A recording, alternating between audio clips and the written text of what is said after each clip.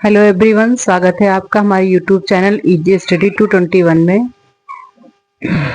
दोस्तों, जैसा कि हमने कहा था कि आज मैं कुछ क्वेश्चन लेके आऊंगी, क्वेश्चन आंसर।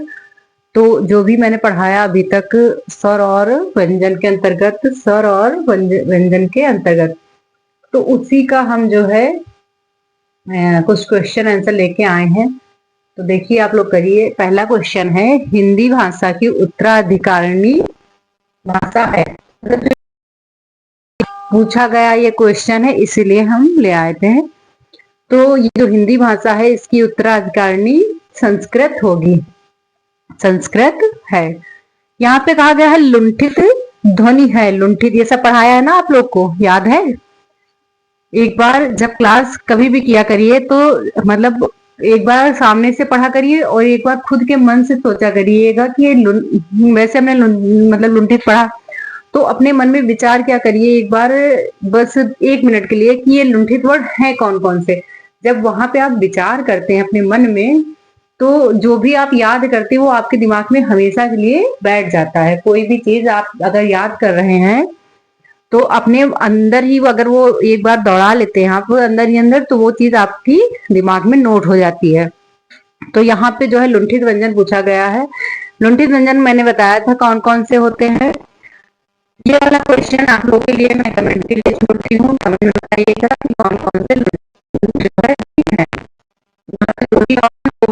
ही होगा, कौन सा है, ला है या रा है, ये आपको बताना है। अगला है, या किस प्रकार की ध्वनि है। ये जो या है, ये किस प्रकार की ध्वनि है? तालब्य है या कंठ है? तालब्य है या कंठ? तो ये तालब्य है। या जो है तालब्य, मतलब तालु, जब या हम बोलते हैं तो हमारे तालु से, मतलब तालु का सहारा लिया जाता है, इसलिए या को तालब्य कहते हैं। और जिसको ना समझ में आ रहा हो वो पिछली क्लास देख ले। उच्चारण की दृष्टि से वह है, वह क्या है उच्चारण की दृष्टि से? मतलब दंतोष्ठ के उससे बोलते हैं या कंठ तालब्य से हम वा का उच्चारण करते हैं। यहाँ पे तो दंत ओष्ठ के, दंतोष्ठ से हम वा का उच्चारण करते हैं। यहाँ पे पूछा गया है, ये ऋणा जो है का उच्चारण स्थान है। मतलब जो ये ऋणा है इसका उच्चारण स्थान कौन सा है और वर्ग कौन सा है? तो यहाँ पे बताया है कि मतलब इसका जो आंसर है ये है टा वर्ग, और चौथा स्थान है टा वर्ग है इसका। क्वेश्चन वही है, सेम ही है, बस थोड़ा सा हल्का सा घुमा के पूछा जाता है, बाकी कोई इसमें डिफरेंट नहीं है। यहाँ पे 6 नंबर क्वेश्चन देखिए, स्वरों का उच्चारण है। मतलब जब हम जो स्वरों का हम बोलते हैं, जिसका उच्चारण करते हैं, वो कैसे करते हैं? बिना किसी की सहायता से करते हैं, जैसे अनुनासिक की सहायता से करते हैं। यहाँ पे पूछा गया है कि किसकी सहायता से हम स्वरों का उच्चारण करते हैं? तो बिना किसी की सहायता से। जैसे कि अभी व्यंजन का यहाँ पूछता कि व्यंजन, क्या हम व्यंजन को बिना किसी की सहायता से बोल सकते हैं? तो नहीं बोल सकते हैं, क्योंकि साफ साफ कहा गया है कि व्यंजन स्वरों की सहायता से बोल, जो मतलब वर्ण स्वरों की सहायता से बोले जाते हैं उनको व्यंजन कहते हैं। तो यहाँ पे अगर व्यंजन होता तो ये आंसर गलत हो जाता। स्वर मतलब स्वतः होते हैं, स्वर में स्वर को किसी चीज की सहायता लेनी नहीं पड़ती है, जबकि व्यंजन आधा वर्ण माना जाता है, व्यंजन को स्वर की सहायता लेनी पड़ती है। वर्ण किन दो वर्णों के मेल से बनता है? ये जो छ है ये जो है किन दो वर्ण के मेल से बनता है? ये हमने पढ़ाया है बच्चों। का और सा, ये जब का में ये लग जाता है तो ये आधा हो जाता है। का प्लस सा इसके मेल से बनता है कि का और शा के मेल से बनता है? बताइए। तो ये का और शा के मेल से बनता है। दंतोष्ठ ध्वनि कौन सी है? अभी हमने शायद ये पढ़ाया है। दंतोष्ठ ध्वनि कौन सी है? क्वेश्चन वही है, मतलब आंसर यहाँ पे जैसे उच्चारण की दृष्टि से वाह है, तो यहाँ पे वाह ही होगी। वही क्वेश्चन देखिए, सेम ही क्वेश्चन है। दंतोष्ठ की दृष्टि से जो है, मतलब वाह क्या है? तो दंतोष्ठ की दृष्टि से दंतोष्ठ ध्वनि कौन सी है? तो वाह है। और यहाँ पे पूछा गया है उच्चारण की दृष्टि से वाह क्या है? तो दंतोष्ठ है। सेम ही दोनों क्वेश्चन है, बस मतलब आंसर और क्वेश्चन थोड़ा सा चेंज हो गया है। अर्धविवृत स्वर है, अर्धविवृत मैंने पढ़ा था आज जो तो यहाँ पे अनडिविडेड में कौन सा जो है आंसर होगा, इसमें आ आता है या ए आता है? ए आएगा इसमें। ठीक है, अगला नेक्स्ट क्वेश्चन जो है अंतस्थ और ऊष्म वर्ण कितने होते हैं? अंतस्थ और ऊष्म वर्ण मतलब ये कितने हैं और ये कितने, दोनों को मिला के कितने हैं? तो दोनों को मिला के 8 हो गए। ये भी 4 होते हैं और ये भी 4 होते हैं। छोटे छोटे क्वेश्चन है लेकिन जो है ये याद करते रहिए और दिमाग में बैठालते रहिए कि कैसे पढ़ना है। अगला देखिए 11 नंबर, निम्न में अल्प प्राण व्यंजन कौन सा है? अल्प प्राण, ऐसे कि ठा लिखा गा लिखा है तो इसमें अल्प प्राण व्यंजन कौन सा होगा? 4 ऑप्शन आते हैं वहां पे, हमने 2 ही ऑप्शन लिखा क्योंकि आपका टाइम ना बर्बाद हो, इसलिए हमने 2 ही ऑप्शन लिखा है। लिखने में मुझे भी बहुत टाइम लगता है, मैं भी बहुत मेहनत से पढ़ाती हूँ। बच्चों अगर क्लास अच्छी लगा करे तो प्लीज लाइक और सब्सक्राइब कर लीजिए, जिससे मुझे भी लगे कि हाँ बच्चे पढ़ रहे हैं मुझसे, और मुझे भी मतलब एक कॉन्फिडेंस बढ़े मेरा कि हाँ मैं इतनी मेहनत करती हूँ तो किसी के काम आ रहा है, ये बच्चे पढ़ रहे हैं, बच्चे समझ रहे हैं। तो प्लीज लाइक शेयर सब्सक्राइब करा करिए, किसी के मतलब मेहनत को समझिए, प्लीज रिक्वेस्ट है, इस चीज को समझिए। तो यहाँ पे कहा गया निम्न में अल्प प्राण व्यंजन कौन सा है? तो यहाँ पे गा होगा, पढ़ा होगा आप लोगों ने, हमें पढ़ाया भी है। जो पढ़ाया पे मध्य स्वर को क्या कहते हैं? ई, छोटी ई है मध्य स्वर या फिर आ है? मध्य स्वर कौन सा है? मध्य स्वर आ है। कौन सा है? आ, मध्य स्वर आ है। अघोष वर्ण कौन सा है? यहाँ पे घोष और अघोष की बात कही गई है, तो यहाँ पे कहा गया है कि अघोष वर्ण कौन सा है? बताइए, सा है कि आ है अघोष वर्ण? अघोष किस में आता है? घोष अघोष पढ़े हैं ना आप लोग, ये है सा। कौन सा ऊष्म व्यंजन नहीं है? जो ऊष्म व्यंजन नहीं है, इसमें सा नहीं है कि गा नहीं है, ऊष्म व्यंजन। ऊष्म व्यंजन कितने थे? ऊष्म व्यंजन 4 थे ना, कौन कौन से थे? कमेंट में बताइएगा कौन कौन से थे।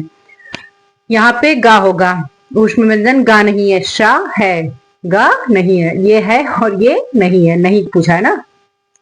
शब्द की सबसे छोटी इकाई कौन सी है? स्वर है या वर्ण है? जो शब्द है उसकी सबसे छोटी इकाई पूछा है यहाँ पे, तो सबसे छोटी इकाई जो है वर्ण होगा। भाषा की इकाई क्या है? भाषा की मूल इकाई या ध्वनि है? कौन सी है? अब मूल इकाई की बात कही गई है, वो भी किसकी कही गई है? यहाँ पे सबसे छोटी इकाई की बात हुई थी, यहाँ पे मूल इकाई की बात है। किसकी? तो भाषा की। भाषा मतलब कि मूल इकाई का मतलब कि जैसे कि हम अपनी बात जब किसी से कहें तो वो समझे। मतलब भाषा किस लिए बनाई गई? क्योंकि अपनी बात को दूसरे तक पहुंचाने के लिए। इसलिए यहाँ पे जो भाषा की सबसे मूल इकाई है तो वो क्या हो जाएगी? ध्वनि हो जाएगी, क्योंकि ध्वनि के द्वारा ही हम अपनी बात एक मतलब अपने से दूसरे तक पहुंचा सकते हैं। यहाँ पे कहा गया शा का उच्चारण स्थान है। शा का उच्चारण स्थान है कौन सा होगा भाई? तो शा का उच्चारण स्थान यहाँ पे जो है तालु होगा। कौन सा होगा? तालु। यहाँ पे 18 नंबर क्वेश्चन में कहा गया है किसका उच्चारण ऊपर के दांतों पर जीभ लगाने से होता है, उन्हें आइए दोस्तों समझते हैं आगे। तो ये है वो तालिका, ये हमने एक चार्ट बनाई है जिसमें कि जो भी क्लासें अभी तक हमने ली है उसका निचोड़ समझिए इसको। यहाँ पे जो भी वर्ण बताए गए हैं इनको क्या कहा जाता है और क्या बोला जाता है।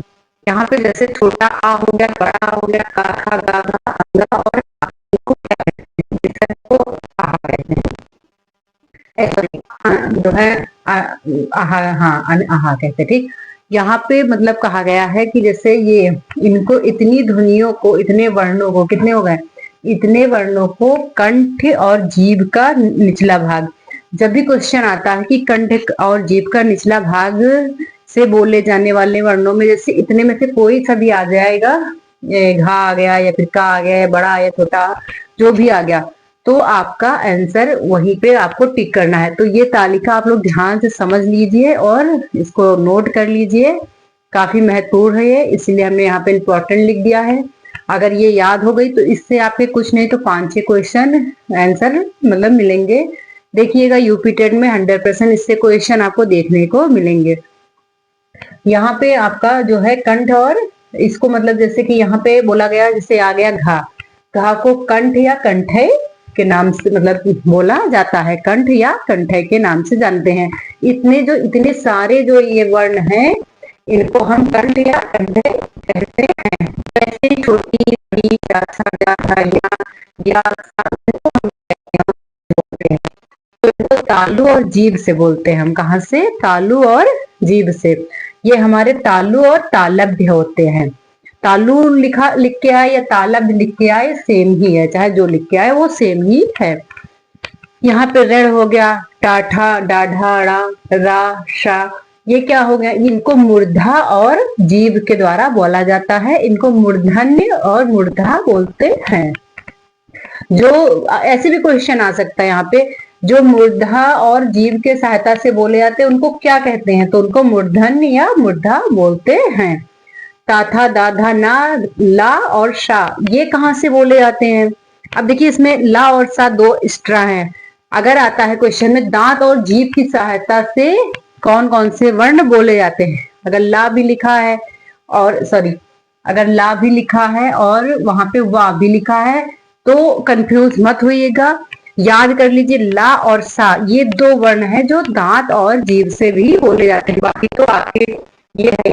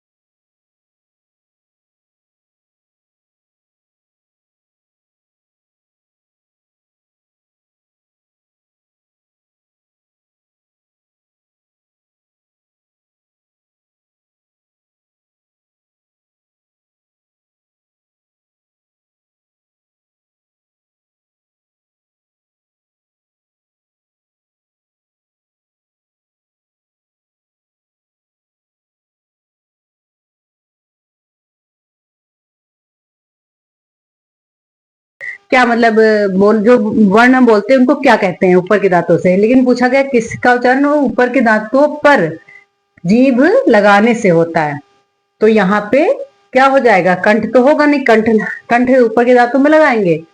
तो दांतों की बात आई है ऊपर के, ये मतलब याद कर लेना हमेशा के लिए, दांतों के ऊपर जीभ लगाने से दंत वर्ण का उच्चारण होता है, दंत का उच्चारण होता है। अर्धस्वर किसे कहते हैं? यावा को कहते हैं या छोटी ई और छोटा ऊ को कहते हैं?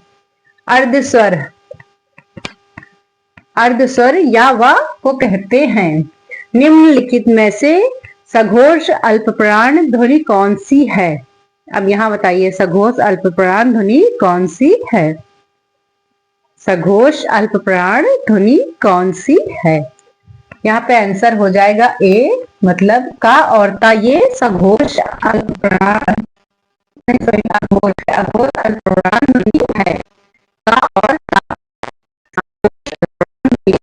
मतलब मैं एक चार्ट में आपको समझाने की एक बार और कोशिश करती हूँ, क्योंकि यूपी टेट के लिए ये जो चैप्टर है ये बहुत ही इम्पोर्टेंट है। आइए दोस्तों समझते हैं आगे। तो ये है वो तालिका ये हमने एक चार्ट बनाई है जिसमें कि जो भी क्लासें अभी तक हमने ली है उसका निचोड़ समझिए इसको। यहाँ पे जो भी वर्ण बताए गए हैं इनको क्या कहा जाता है और क्या बोला जाता है। यहाँ पे जैसे छोटा आ हो गया, बड़ा आ हो गया, का खा गा घा अंगा और आ, इनको क्या कहते हैं? इसको आहा कहते हैं। सॉरी, जो है आहा, हाँ आहा कहते हैं, ठीक। यहाँ पे मतलब कहा गया है कि जैसे ये इनको इतनी ध्वनियों को, इतने वर्णों को, कितने हो गए, इतने वर्णों को कंठ और जीभ का निचला भाग। जब भी क्वेश्चन आता है कि कंठ और जीभ का निचला भाग से बोले जाने वाले वर्णों में जैसे इतने में से कोई सा भी आ जाएगा, घा आ गया या फिर का आ गया या बड़ा या छोटा जो भी आ गया, तो आपका आंसर वहीं पे आपको टिक करना है। तो ये तालिका आप लोग ध्यान से समझ लीजिए और इसको नोट कर लीजिए, काफी महत्वपूर्ण है ये, इसलिए हमने यहाँ पे इम्पोर्टेंट लिख दिया है। अगर ये याद हो गई तो इससे आपके कुछ नहीं तो 5-6 क्वेश्चन आंसर मतलब मिलेंगे। देखिएगा यूपी टेट में 100% इससे क्वेश्चन आपको देखने को मिलेंगे। यहाँ पे आपका जो है कंठ और इसको मतलब जैसे कि यहाँ पे बोला गया, जैसे आ गया घा, घा को कंठ या कंठय के नाम से मतलब बोला जाता है, कंठ या कंठय के नाम से जानते हैं। इतने सारे जो ये वर्ण हैं इनको हम कंठ या कंठय कहते हैं। वैसे छोटी बड़ी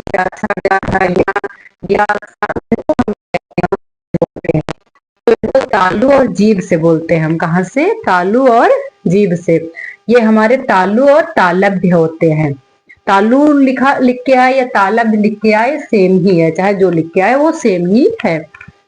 यहाँ पे ऋण हो गया, टाठा, डाढ़ा, ड़ा, रा, शा, ये क्या हो गया? इनको मूर्धा और जीभ के द्वारा बोला जाता है। इनको मूर्धन्य और मूर्धा बोलते हैं। जो ऐसे भी क्वेश्चन आ सकता है यहाँ पे, जो मूर्धा और जीभ के सहायता से बोले जाते हैं उनको क्या कहते हैं? तो उनको मूर्धन्य या मूर्धा बोलते हैं। ताथा, दाधा, ना, ला और शा, ये कहाँ से बोले जाते हैं? अब देखिए इसमें ला और सा दो एक्स्ट्रा हैं। अगर आता है क्वेश्चन में दांत और जीभ की सहायता से कौन कौन से वर्ण बोले जाते हैं, अगर ला भी लिखा है और सॉरी अगर ला भी लिखा है और वहां पे वा भी लिखा है तो कंफ्यूज मत होइएगा, याद कर लीजिए ला और सा ये दो वर्ण हैं जो दांत और जीभ से भी बोले जाते हैं। बाकी तो आपके ये है